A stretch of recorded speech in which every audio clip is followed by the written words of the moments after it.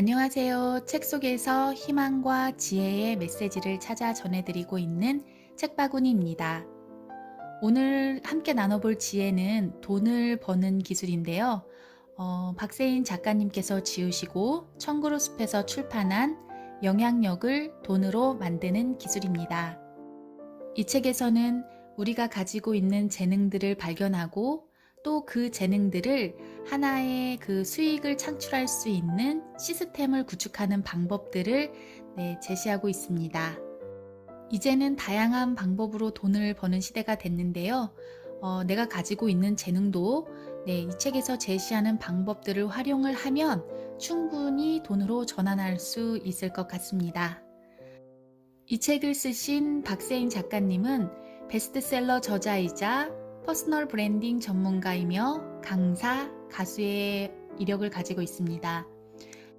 29살까지 13가지의 직업을 가지면서 밑바닥의 영업부터 유통까지 사람들을 상대하고 물건을 파는 일을 했었고요. 그 중에서 블로그와 카페에서 다양한 상품의 공동구매를 성공시키면서 SNS의 영향력을 알게 됐다고 합니다. 그 이후인 2012년에 노트북 한 대로 창업해서 억대 연봉을 벌어들이고 있는 자신의 재능을 수익으로 연결시켜서 멋진 삶을 살고 계신 분입니다. 그러면 작가의 말을 먼저 살펴보도록 하겠습니다. 지금은 인플루언서의 시대라고 말해도 과언이 아닐 정도로 1인 미디어를 통해 자기만의 영향력을 갖게 된 사람들이 소리 없이 시장을 움직이고 있다. 수억의 개런티를 주고 톱스타를 모델로 쓰던 광고 시장에서 이제는 온전히 온라인 시장만을 타깃으로 한 바이럴 광고들을 만들고 인플루언서의 개인 방송을 통해 홍보를 하고 더 나아가 그들이 스타 대신 모델이 되어 고객에게 상품의 이미지를 전달한다. 인터넷 스타를 B급이라고 무시하던 시대는 이제 지났다. 인플루언서의 영향력이 이만큼 커지게 된 데는 스타는 범접할 수 없는 대상이라고 생각하지만 인플루언서는 나와 같은 보통 사람에서 출발했다고 느끼기 때문일 것이다. 그래서 나 역시도 그 사람처럼 될 수 있다는 희망을 가지고 너도 나도 인플루언서를 꿈꾸고 있다. 그러나 누구나 될 수 있다는 말은 그만큼 모두와 경쟁해야 한다는 말이기도 하다. 이러한 무한 경쟁의 시대에서는 단지 숫자 늘리기만으로 얻은 영향력이 아니라 소수지만 결과가 나오는 방법, 메가 인플루언서가 아닌 마이크로 인플루언서로서의 나만의 영향력을 온전히 펼칠 수 있는 방법이 필요하다. 실제 통계를 보더라도 100만 명 이상의 팔로워를 지닌 메가 인플루언서보다 500에서 10,000명의 팔로워를 보유하고 있는 마이크로 인플루언서가 팬들과 가깝게 소통하고 관심 분야에 대한 전문성이 높아 팔로워와 신뢰도가 높은 것으로 나타났다. 또한 팔로워가 홍보 내용에 반응하는 좋아요, 댓글, 공유 지수 또한 메가 인플루언서보다 마이크로 인플루언서가 6배가량 높았다고 한다.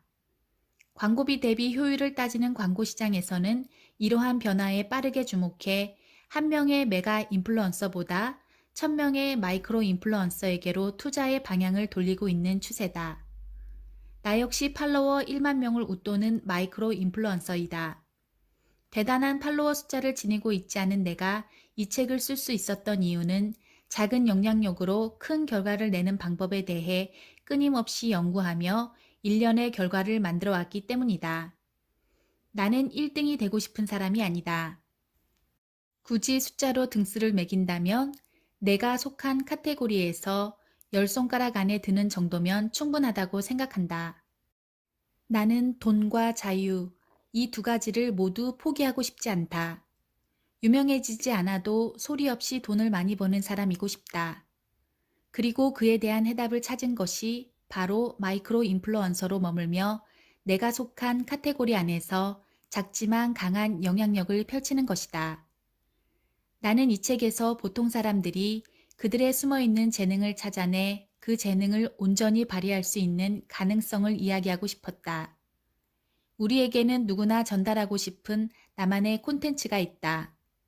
그 콘텐츠를 잘 정리하고 가공해 꾸준하게 기록할 수 있다면 당신도 이제 인플루언서의 대열에 합류하게 될 것이다.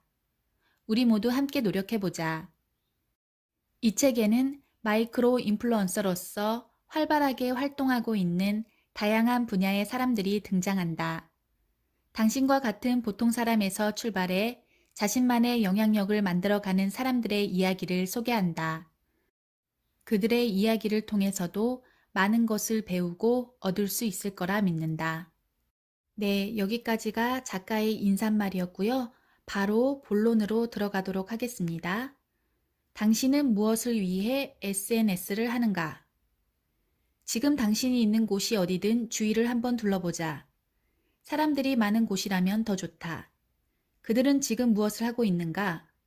다들 고개를 숙이고 스마트폰을 보고 있진 않은가? 그리고 자세히 들여다보면 그 많은 사람들이 고개를 숙여 집중하고 있는 것은 바로 SNS다. 그들에게 왜 SNS를 하세요? 라고 물으면 일에 도움이 돼서요. 돈이 되니까요. 라고 답하는 사람은 얼마 없다. 대부분의 사람들이 친구와 소통을 위해 또는 다양한 정보와 트렌드를 파악하기 위해 일상을 공유하기 위해 SNS를 한다고 말한다. 통계에 따르면 무려 46.9%에 해당되는 사람들이 특별한 이유 없이 심심해서라는 답을 하기도 했다. 그러다 보니 거리에는 스몬비가 넘쳐나고 여기서 말하는 스몬비는 스마트폰과 좀비를 합성해 만든 단어인데요. 그 스마트폰에 정신이 팔려서 지금 자기가 무엇을 하고 있는지조차 모르는 좀비를 연상시키는 단어입니다. 아이들은 같은 공간에 있으면서도 서로 대화를 하기보다 메신저 톡으로 소통을 한다. 우리나라 사람들은 하루 평균 1시간 20분을 SNS에 사용한다고 한다. 하루라는 한정된 24시간 중 상당한 부분을 SNS에 사용하고 있는 것이다. 이렇게 많은 시간을 투자하고 있다면 이제 명확한 목적을 가지고 SNS를 운영해야 한다. 한 우물을 파는 사람이라면 SNS를 통해 자신의 분야에서 전문가로 인정받아 몸값을 올리고 더 높은 연봉에 스카웃 제안을 받아 이직하고 더 나아가 창업을 할 수도 있고 방송에 전문가 패널로 출연하는 꿈을 이룰 수도 있다.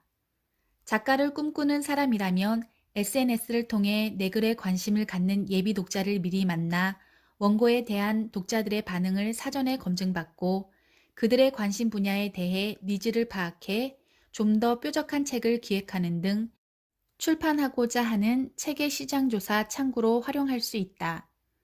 당신이 취준생이라면 SNS를 통해 구직도 가능하다.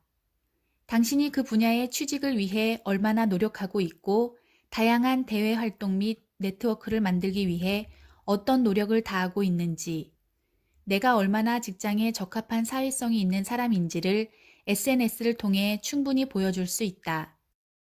SNS가 나를 표현할 수 있는 소셜 커리어 이력서가 되는 것이다. 실제로 얼짱 출신 파워블로거이던 한 친구는 아성, 애교 섞인 아이 목소리를 말합니다. 아성이 심한 친구였지만 자신의 SNS 영향력을 적극적으로 활용해 쇼 호스트로 구직에 성공하기도 했다.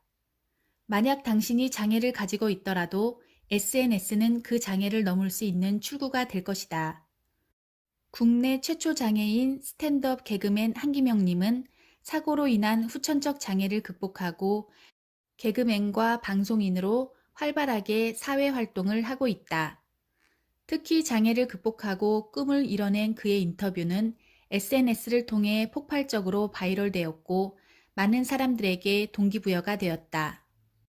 SNS를 하면서 목적이 있다는 것이 상업적이거나 속물적이거나 계산적인 것은 아니다. 오히려 그렇게 하지 않는 것이 더 큰 손실이다. 지금까지 이유 없이 팔로워 숫자만 늘려오거나 재미와 취미로만 사용하던 킬링타임용 SNS로 만족한다면 이 책을 읽지 않아도 된다. 하지만 SNS가 나의 영향력을 늘려주고 미래를 준비해주고 나의 목표를 이룰 수 있는 도구라는 것을 믿는다면 지금 다시 생각해보자. 나는 무엇을 위해 SNS를 할 것인가? 나는 그동안 SNS에서 주목받아온 인플루언서를 다양한 관점에서 분석해왔다. 한 사람이 유명해져 가는 동안 어떤 노력과 인맥, 그리고 어떤 때를 만나 지금과 같은 영향력을 가지게 되었는지 아주 가까이에서 그 과정을 지켜봤다. 인플루언서들의 초창기 모습은 대부분 평범했다. 자신이 주력하는 콘텐츠가 무엇인지 정해져 있지 않았기 때문에 콘텐츠가 잡다하고 중구난방인 경우가 많았고, 그렇다 보니 자기만의 색깔, 콘셉트, 브랜드명 등 어떤 것도 명확하지 않았다.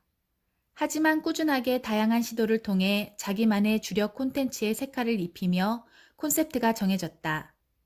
그들은 그렇게 주력 분야에 대해 끊임없이 파고들며 덕후가 되었고, 그 덕질은 결국 덕업일치를 이루었다. 그리고 SNS가 많은 사람들의 일상 속으로 들어오면서 그들은 세상과 연결될 수 있는 큰 기회를 얻었다. 이처럼 플랫폼 안에 뛰어들어가 자기만의 콘텐츠를 미리 준비하는 것이 중요하다. 그리고 이에 앞서 나를 분석하고 우선적으로 나를 믿는 마음이 필요하다. 지금의 시대는 남과 다른 특성 하나만 있어도 먹고 살 수 있는 세상이다. 남들보다 잘 먹고 맛있게 먹고 그렇게 먹는데도 살이 안 찌는 특별함은 먹방 크리에이터라는 직업을 만들었다. 예전 같았다면 그렇게 많이 먹는 사람을 보면 무식하다, 미련하다 라고 말했을 텐데 말이다. 하지만 지금은 그런 잘 먹는 남과 다른 특성이 밥을 먹여주는 시대가 되었다. 남과 다른 특성을 찾을 때에는 긍정적인 피드백과 부정적인 피드백 모두에 대한 가능성을 열어두고 생각하는 것이 필요하다. 내가 평소 생각지도 못했던 것들이 사람들의 반응을 이끌 수 있기 때문이다. 우선 내가 가진 남과 다른 특성이 재능이자 자원이라고 생각하는 순간부터 우리의 시각이 달라질 수 있다. 그 자원을 남들과 교환할 수 있는 가치를 지닌 것으로 수익화시키겠다는 목표를 뚜렷하게 정하고 나면 그것이 필요한 시장을 찾을 수 있고, 그것을 필요로 하는 타깃을 정할 수 있고, 그 타깃이 활동하고 있는 채널을 찾을 수 있다. 하지만 아무리 생각해도 내게 남과 다른 특성이 하나도 없다면 내가 가장 많은 시간과 돈을 투자하는 것에 주목해보자. 투자한 시간과 돈이 많다는 것은 내가 그만큼 관심을 많이 가지고 있다는 것이기 때문에 그 분야에 대한 관심을 좀 더 구체적으로 파고들기 시작하면 그 분야의 덕후가 될 수 있다. 이 또한 내가 그것에 관심을 가지겠다고 결정하기 이전에는 그런 시각이 열릴 수 없다. 무슨 일을 할 때 실패하는 이유 중 하나는 목표가 뚜렷하지 않아서인 경우가 많다.